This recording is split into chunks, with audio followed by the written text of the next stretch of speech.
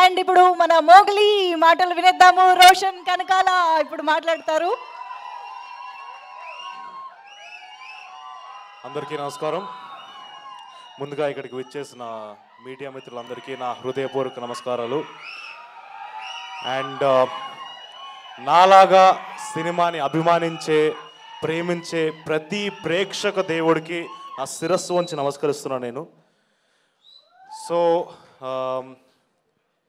ఇప్పుడు బాలయ్య గారి సపోర్టు, బాలయ్య గారి ఆశీస్సులు, బాలయ్య గారి ఫ్యాన్స్ ఆశీస్సులు సపోర్టు మాకు ఉండాలని కోరుకుంటున్నాను, ఆశిస్తున్నాను.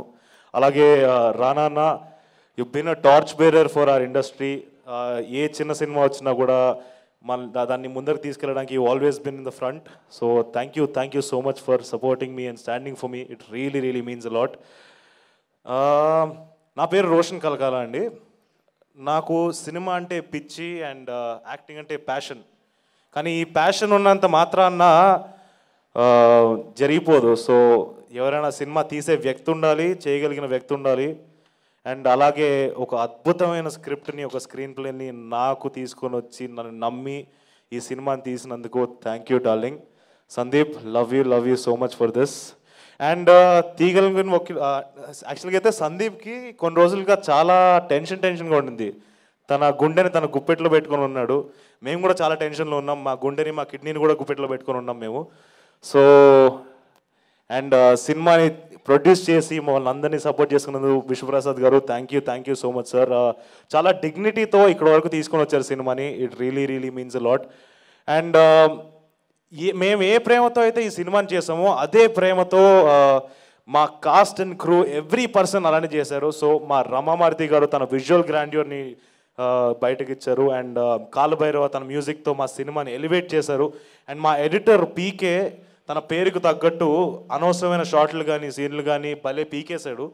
సో అందరూ చాలా డెడికేటెడ్గా ఉన్నారు. అండ్ సాక్షి తన ఫస్ట్ సినిమాకే చాలా ఛాలెంజింగ్ రోల్ తీసుకుంది. And she's done her research. తన ఎఫర్ట్ని పెట్టి, తను చాలా ప్రయత్నం పెట్టి, చాలా డిగ్నిటీతో, ఒక వినలేని మాట్లాడలేని ఒక అమ్మాయి క్యారెక్టర్ని చాలా డిగ్నిటీతో, రెస్పెక్ట్తో చేసింది. So you done a phenomenal job Sakshi. And Harsha Chemudu, ఓడి అమ్మ బంటే. Harsha is a phenomenal performer. మీ అందరికీ తెలుసు, మీరు చాలా సినిమాల్లో చూసుంటారు. ఈ సినిమాలో తను ఇంకొక షేడ్లో కనిపిపోతున్నాడు. And he has really lived the part. And Bandi Saroj Kumar గారు, షేర్ ఖాన్. సో బండి సరోజ్ గారిని ఫస్ట్ నేను కలిసినప్పుడు ఫస్ట్ షెడ్యూల్లో I didn't really know him. అంటే పెద్ద పరిచయాలు లేవు కదా. సెకండ్ షెడ్యూల్ నుంచి కలవడం మొదలైన దగ్గర నుంచి ఐ థింక్ మాకు ఒక బాండ్ ఏర్పడింది. ఆయన ఎంత జెన్యూన్ అండ్ ఎంత సూటిగా మాట్లాడుతాడు అంటే, మనిషికి నచ్చామంటే ఇక్కడ, లేదంటే ఇక్కడ, అది అంతే సూటిగా ఉంటాడు. And but thank you for being honest and as genuine as you are. And మీ పర్ఫార్మెన్స్ యాజ్ నోలన్ థియేటర్స్లో అందరూ చూడడానికి వెయిట్ చేస్తున్నాను, నేను చూడడానికి వెయిట్ చేస్తున్నాను. So thank you for doing this. And ఈ కథకు వచ్చేస్తే, ఇది మోగ్లీ గారు ప్రేమ కోసం చేసే యుద్ధం.